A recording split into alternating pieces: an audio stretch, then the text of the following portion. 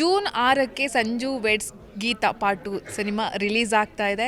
ಈಗ ಒಂದಷ್ಟು ಜನ ನೋಡಿ ಮೆಚ್ಕೊಂಡಿದ್ದಾರೆ. ಇವತ್ತು ಶಿವಣ್ಣನ ಆಶೀರ್ವಾದ ಕೂಡ ಸಿಕ್ಕಿದೆ. ಇಲ್ಲಿ ಗಮನಿಸಬಹುದು, ನಾಕ್ಷಕರು ಅಂತ ಬಂದಾಗ ಇಂಡಸ್ಟ್ರಿಗೆ ಒಳ್ಳೊಳ್ಳೆ ಸಿನಿಮಾಗಳನ್ನು ಕೊಟ್ಟಂಥವ್ರು. 2002ರಿಂದ ಅವರ ಜರ್ನಿ ಶುರುವಾಗಿರುವಂಥದ್ದು. ಸೊ ಮೈನಾ ಆಗಿರ್ಬೋದು, ಲಿಸ್ಟ್ ಇದೆ, ದೊಡ್ಡ ಲಿಸ್ಟ್ ಇದೆ. So Sanju weds Geetha part 1 ಅಂತೂ ಯಾವ ಲೆವೆಲ್ಗೆ ಹವಾ ಕ್ರಿಯೇಟ್ ಮಾಡಿತ್ತು ಅಂತ ಗೊತ್ತಿದೆ ನಿಮಗೆ. ಇದೀಗ ಪಾರ್ಟ್ 2 ಜೂನ್ 6ಕ್ಕೆ ಗ್ರ್ಯಾಂಡಾಗಿ ರಿಲೀಸ್ ಆಗ್ತಾ ಇದೆ. ಸಾಕಷ್ಟು ಸವಾಲುಗಳಿತ್ತು, ಆ ಸವಾಲುಗಳನ್ನು ಮೆಟ್ಟಿ ನಿಂತು ಇಲ್ಲ ನಾವು ಬರ್ತೀವಿ ಅಂತ ಹೇಳಿ ಈಗ ಮತ್ತೆ ಪುಟಿದೆದ್ದು ಬಂದಿದ್ದಾರೆ. ನನ್ನ ಜೊತೆ ಡೈರೆಕ್ಟರ್ ಇದ್ದಾರೆ, ಅವ್ರನ್ನ ಮಾತನಾಡಿಸ್ತಾ ಹೋಗ್ತೀನಿ. ಸರ್, ಸಾಕಷ್ಟು ಸವಾಲಿತ್ತು. ಇಲ್ಲ, ಸವಾಲಿದ್ರೂ ಪರವಾಗಿಲ್ಲ, ಎದುರಿಸ್ತೀವಿ, ಎಲ್ಲನೂ ಸರಿಪಡಿಸ್ಕೊಳ್ತೀವಿ ಅಂತ ಹೇಳಿ ಈಗ ಸೂಪರ್ ಡೂಪರ್ ಆಗಿ ಶಿವಣ್ಣನ ಆಶೀರ್ವಾದದಿಂದ ಮತ್ತೆ ಜೂನ್ 6ಕ್ಕೆ ಬರ್ತಾ ಇದ್ದೀರಾ. ಇಂಡಸ್ಟ್ರಿಗೆ ಸಾಕಷ್ಟು ಕೊಡುಗೆಗಳನ್ನು ಕೊಟ್ಟಂಥವ್ರು ನೀವು. 2002ರಿಂದ ಇಲ್ಲಿಯವರೆಗೂ ಕೂಡ ಒಳ್ಳೊಳ್ಳೆ ಸಿನಿಮಾಗಳನ್ನ ಕೊಟ್ಟಂಥವ್ರು. ಈ ಮೇ ಬಿ ಇದೇ ಫಸ್ಟ್ ಟೈಮ್ ಅನಿಸುತ್ತೆ ಇಷ್ಟು ದೊಡ್ಡ ಸವಾಲನ್ನು ನೀವು ಎದುರಿಸಿದ್ದು.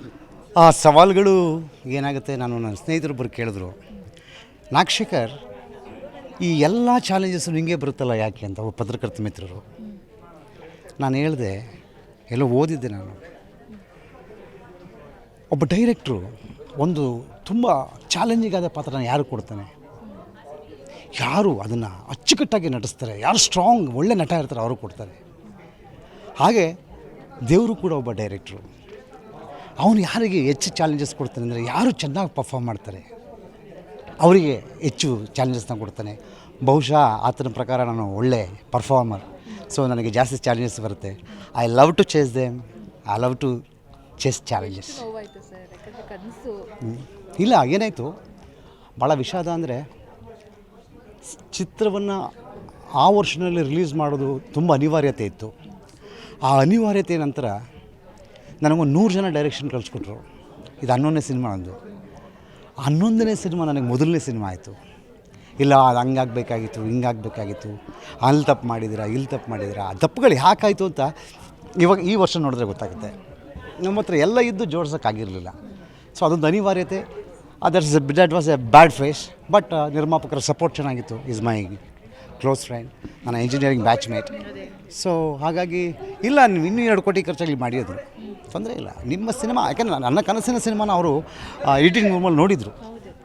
ಸೊ ನೀವು ಮಾಡಿದ್ದು ಸೂಪರಾಗಿ ಮಾಡಿದ್ದೀರಿ, ಅದಕ್ಕೆ ಯಾಕೆ ಮತ್ತೆ ಜೋಡಣೆ ಮಾಡೋಣ. ಆ 20 ನಿಮಿಷದ ಫುಟೇಜ್ ಏನು ಮಿಸ್ ಆಗಿತ್ತು ಅದು ಮಾತ್ರ ಇದೆಯಲ್ಲ, ಸ್ಟೇ ವೇಕೆಟ್ ಡಿಸ್ಮಿಸ್ ಅದ್ರದ್ದು ನಮಗೆ ಬರುತ್ತೆ, ಅದನ್ನು ಸೇರ್ಸ್ ಮಾಡಿ. ಇಷ್ಟು ಕೋಟಿನೇ ಹೋಗಿದೆ, 2 ಕೋಟಿ ಹೋದ್ರೆ ಏನಾಗುತ್ತೆ ಅಂಥೇಳಿ ಇನ್ಸ್ಪೈರ್ ಮಾಡಿದ್ರು. ಆ ಇನ್ಸ್ಪಿರೇಷನಿಂದ ಮತ್ತೆ ಎಷ್ಟೇ ಕಷ್ಟ ಬಂದರೂ ಗೆಲ್ತೀವಿ ಅನ್ನೋ ನಂಬಿಕೆ ಯಾವಾಗಲೂ ನಮಗೆ. ನೋಡಿ, ತೆಲುಗು ಸಿನಿಮಾ ನಂದು 16 ಕೋಟಿ ಹೋಯ್ತು, ಹೋಗಲಿ, ನೆಕ್ಸ್ಟ್ 30 ಕೋಟಿ ಪಿಕ್ಚರ್ ಮಾಡ್ತೀನಿ. ಸಿನಿಮಾ ಹುಚ್ಚು ಅನ್ನೋದಕ್ಕಿಂತ ಸಿನಿಮಾ ಅನ್ನೋದು ನಮ್ಮ ಕೆಲಸ ನಂಬರ್ 1. ನಮಗೆ ಅನ್ನ ಕೊಡೋ ದೇವರು. ಸೊ ಆ ದೇವ್ರ ಕೆಲಸನ ನಾವು ಎಷ್ಟು ಅಚ್ಚುಕಟ್ಟಾಗಿ ಮಾಡಬೇಕು ಅನ್ನೋತಿದೆಯಲ್ಲ, ಅದಕ್ಕೆ ಎಂಥ ಶ್ರಮ ಬಂದರೂ ನಾವು ಚೇಸ್ ಮಾಡ್ತೀವಿ.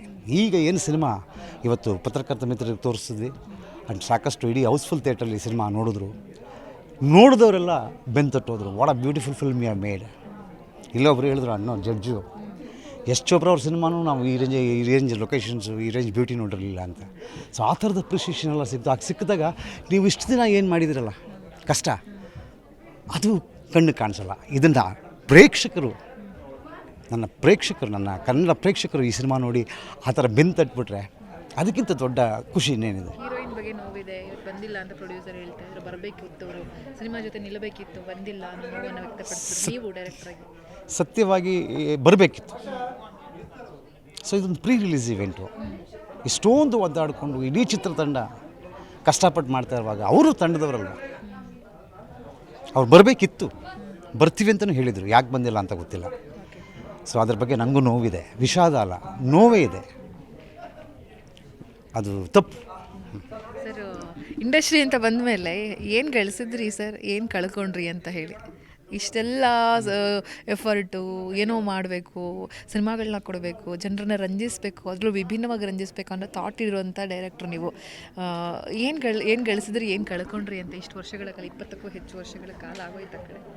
ನಾನು ಗಳಿಸಿದ್ದು ಕನ್ನಡಿಗರ ಪ್ರೀತಿ, ಕನ್ನಡ ಚಿತ್ರೋದ್ಯಮದ ಪ್ರೀತಿ, ಹಾಗೆ ಒಂದು ಹೆಸರು. ಸಿನಿಮಾ ನೋಡಿದವ್ರು ಹೇಳ್ತಾರೆ, ನಿಜವಾಗ್ಲೂ ನಾಗಶೇಖರ್ ತಂದೆ ತಾಯಿ ಗ್ರೇಟ್ ಅಂತ. ಅಂದರೆ ತಂದೆ ತಾಯಿನ ಗ್ರೇಟ್ ಅಂತ ಒಂದು ಫೀಲಿಂಗ್ ಕೊಡೋದ್ರಲ್ಲಿ ನಾನು ಗೆದ್ದಿದ್ದೀನಿ. ಸಿನಿಮಾದಲ್ಲಿ ಸಾಕಷ್ಟು ದುಡ್ಡನ್ನು ಕಳ್ಕೊಂಡಿದ್ದೀನಿ. ಅದು ಅಲ್ಲಿ ಕಳ್ಕೊಂಡಿದ್ದೀನಿ, ಅಲ್ಲಿ ಗೆಲ್ತೀನಿ, ನಂಗೆ ಗೊತ್ತು. ಈಗ ನೆಕ್ಸ್ಟ್ ಒಂದು ಪ್ರಾಜೆಕ್ಟ್ ಮಾಡ್ತಾಯಿದ್ದೀವಿ, ಜೂಲಿಯೆಟ್ ಅಂತ, ರಮ್ಯ ಅವ್ರ ಜೊತೆ ಮಾತುಕತೆ ನಡೀತಾ ಇದೆ.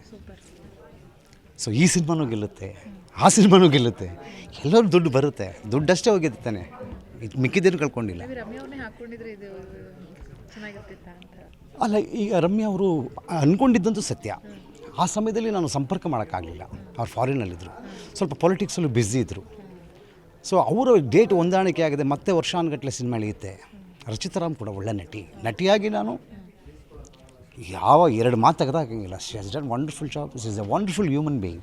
ಬಟ್ ಇತ್ತೀಚಿನ ದಿನಗಳಲ್ಲಿ ಶೂಟಿಂಗೇ ಯಾವುದು ತೊಂದರೆ ಮಾಡಿದವರಲ್ಲ, ಇತ್ತೀಚಿನ ದಿನಗಳಲ್ಲಿ ಯಾಕೆ ಪ್ರಮೋಷನ್ಗೆ ಬರ್ತಾಯಿಲ್ಲ ಅನ್ನೋದು ಮಾತ್ರ ಆ ನೋವಿನ ವಿಚಾರ. ಆ ನೋವು ಭಾಳಷ್ಟಿದೆ, ಬರಬೇಕಾಗಿತ್ತು. ಅವರು ಸೋಷಿಯಲ್ ಮೀಡಿಯಲ್ಲೆಲ್ಲ ಪೋಸ್ಟ್ ಮಾಡ್ತಾ ಇದ್ದಾರೆ, ಆ ಥರದ್ದು ಸಪೋರ್ಟ್ ಇದೆ. But physical appearance is very important. ನಮಗೇನಾಗುತ್ತೆ ನೋಡಿ, ಯಾವುದೇ ಇಂಟರ್ವ್ಯೂಗೆ ಹೋಗಲಿ, ಯಾಕೆ ರಚಿತಾರಾಮ್ ಅವ್ರು ಬರ್ತಾಯಿಲ್ಲ, ಯಾಕೆ ರಚಿತಾರಾಮ್ ಅವ್ರು ಬರ್ತಾಯಿಲ್ಲ, ಅದು ಕೆಲವ್ರು ಏನು ಅನ್ಕೊಂಡ್ಬಿಟ್ಟು ನನಗೂ ಅವ್ರಿಗೂ ಗಲಾಟೆ ಆಗಿದೆ. ಗಲಾಟೆ ಮಾಡ್ಕೊಳ್ಳೋಕೆ ಏನಿದೆ, ಅವ್ರು ಬಂದು ಅವ್ರ ಕೆಲಸ ಮಾಡ್ತಾರೆ, ನಾನು ಬಂದು ನನ್ನ ಕೆಲಸ ಮಾಡ್ತೀವಿ ಅಲ್ವಾ. ಸೊ ಹಾಗೆ ನಾನು ಒಂದು ಸೆಟ್ಟಲ್ಲಿ ಒಂದು ಹುಡುಗಿನ ಹೋಗೇ ಬಾರೆ ಅಂತ ಕೂಡ ಮಾತಾಡಲ್ಲ, ನಾನು ಮೇಡಮ್ ಅಂತಲೇ ಕರೆಯೋದು. ಸೊ ಅಷ್ಟು ಗೌರವಾನ್ವಿತವಾಗಿ, ಬಹಳ ಅಚ್ಚುಕಟ್ಟಾಗಿ ಗೌರವ ಕೊಟ್ಟು ಕಳಿಸುವಂಥ ನಿರ್ದೇಶಕ. ಅದ್ರ ಮಧ್ಯೆ ಅವ್ರಿಗೇನು ನೋವಾಗಿದೆಯೋ, ಯಾಕೆ ನೋವಾಗಿ ಏನು ಚಾನ್ಸೇ ಇಲ್ಲ ಬಿಡಿ. ಸೊ ಯಾಕೆ ಬರ್ತಾಯಿಲ್ಲ ಅನ್ನೋದು ಯಕ್ಷ ಪ್ರಶ್ನೆಯಾಗಿ ಉಳ್ಕೊಂಡಿದೆ. ಬಟ್ ಸೋಷಿಯಲ್ ಮೀಡ್ಯಾದಲ್ಲೆಲ್ಲ ಪೋಸ್ಟ್ ಮಾಡ್ತಾಯಿದ್ದಾರೆ. ಕನ್ನಡ ನಾಡು ನುಡಿ ಅಂತ ಬಂದಾಗ ನಾವು ಕನ್ನಡಿಗರು ಯಾವತ್ತೂ ಕೂಡ ನಮ್ಮ ತಾಯಿ ಬಗ್ಗೆ ಯಾರೇ ಮಾತಾಡಿದ್ರು ಸುಮ್ಮನಿದ್ದಿಲ್ಲ. ಸೊ ಇವತ್ತಿನವರೆಗೂ ಕೂಡ ಕಮಲ್ ಹಾಸನ್ ಅವರು ಕ್ಷಮೆ ಅಂತ ಕೇಳೋದೇ ಇಲ್ಲ ಅಂತ ಹೇಳ್ತಿದ್ದಾರೆ. ಸೊ ನೀವು ಏನು ಹೇಳ್ತೀರಾ ಕನ್ನಡಿಗನಾಗಿ?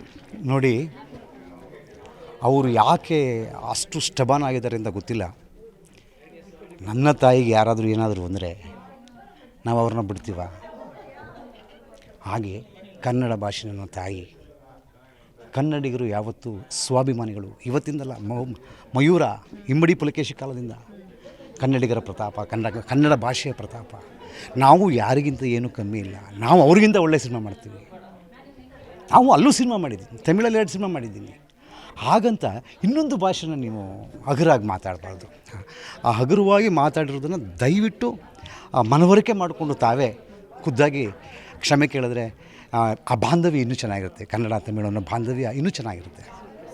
ಜೂನ್ 6 ಮತ್ತೆ ಒಂದು ದೊಡ್ಡ ಅಗ್ನಿ ಪರೀಕ್ಷೆ. 100% ಜನ ಥಿಯೇಟ್ರಿಗೆ ಬಂದು ಸಿನಿಮಾ ನೋಡಿ ಅಪ್ಕೊಳ್ತಾರೆ ಸರ್. ಜನರಿಗೆ ಕರೆಯೋಲ್ಲ ನಿಮ್ಮ ಕಡೆಯಿಂದ, ಬನ್ನಿ ನೋಡಿ ಎಂಜಾಯ್ ಮಾಡ್ತೀರಾ, ಒಂದು ಹ್ಯಾಂಗ್ ಓವರಲ್ಲಿ ಹೊರಗಡೆ ಹೋಗ್ತೀರಾ ಅಂತ ನಿಮ್ಮ ಕಡೆಯಿಂದ ಕರೆ. ಹಾಂ, ಖಂಡಿತವಾಗಿ ಸಂಜು ವೆಡ್ಸ್ ಗೀತ ಭಾಗ 2 ಏನಿದೆ ಜನವರಿ 6ಕ್ಕೆ ನಿಜವಾಗ್ಲೂ ನಮ್ಮ ಎಲ್ಲ ಕನ್ನಡಿಗರಿಗೆ, ಚಿತ್ರ ರಸಿಕರಿಗೆ ಒಂದು ಸ್ವಿಟ್ಜರ್ಲ್ಯಾಂಡ್ ಟ್ರಿಪ್. ಇಡೀ ಸಿನಿಮಾದಲ್ಲಿ ನಗ್ತಾ ಸಿನಿಮಾ ನೋಡ್ತಾ ಒಂದು ಸ್ವಿಟ್ಜರ್ಲ್ಯಾಂಡ್ ಟ್ರಿಪ್ ಮಾಡಿಕೊಂಡು, ಯಾರು ಹಿಂದಿ ಚಿತ್ರರಂಗದಲ್ಲೂ ಕೂಡ ಇಷ್ಟು ಲೊಕೇಶನ್ಸ್ ಎಕ್ಸ್ಪೋಸ್ ಮಾಡಿಲ್ಲ ಅಂತ ಎಲ್ಲರೂ ಹೇಳ್ತಾ ಇದ್ದಾರೆ. ಅಂಥ ಅದ್ಭುತವಾದ ಲೊಕೇಶನು, ಅಂಥ ಅದ್ಭುತವಾದ ಕತೆ, ನಮ್ಮ ಮಣ್ಣಿನ ಕತೆ. ನಾವು ನೆರೆ ರಾಜ್ಯಗಳಲ್ಲಿ ಅವ್ರ ಮಣ್ಣಿನ ಕತೆ ಮಾಡಿದಾಗ ನೋಡ್ತೀವಿ, ನಮ್ಮ ಮಣ್ಣಿನ ಕತೆ, ಶಿಡ್ಲಘಟ್ಟದ ಕತೆ ಇದೆ ಇಲ್ಲಿ. ಶಿಡ್ಲಘಟ್ಟ ಟು ಸ್ವಿಟ್ಜರ್ಲ್ಯಾಂಡ್ ಒಂದು ಕತೆ ಇದೆ. ನಗ್ತಾ ಸಂಜು ಮತ್ತು ಗೀತಾರಿಗೆ ಕೊನೆಯಲ್ಲಿ ಒಂದು ಹನಿ ಕಂಬರಿಯನ್ನು ಹಾಕಿ ಹೋಗುವಂಥ ಸಿನಿಮಾ, ಇಡೀ ಫ್ಯಾಮಿಲಿ ಕೂತು ನೋಡುವಂಥ ಸಿನಿಮಾ ಸಂಜು ವೆಡ್ಸ್ ಗೀತ ಭಾಗ 2 ಇದೇ ಜೂನ್ 6ಕ್ಕೆ ರಿಲೀಸ್ ಆಗ್ತಿದೆ. ದಯಮಾಡಿ ನಾನು ಎಲ್ಲ ಸಿನಿಮಾಗಳನ್ನು ಗೆಲ್ಲಿಸಿ, ಕನ್ನಡ ಸಿನಿಮಾಗಳನ್ನು ಗೆಲ್ಲಿಸಿ, ಕನ್ನಡ ಚಿತ್ರರಂಗವನ್ನು ಗೆಲ್ಲಿಸಿ, ಕನ್ನಡ ಚಿತ್ರರಂಗವನ್ನು ಉಳಿಸಿ ಅಂತ ಕೇಳ್ಕೊತೀನಿ. ನಮಸ್ಕಾರ.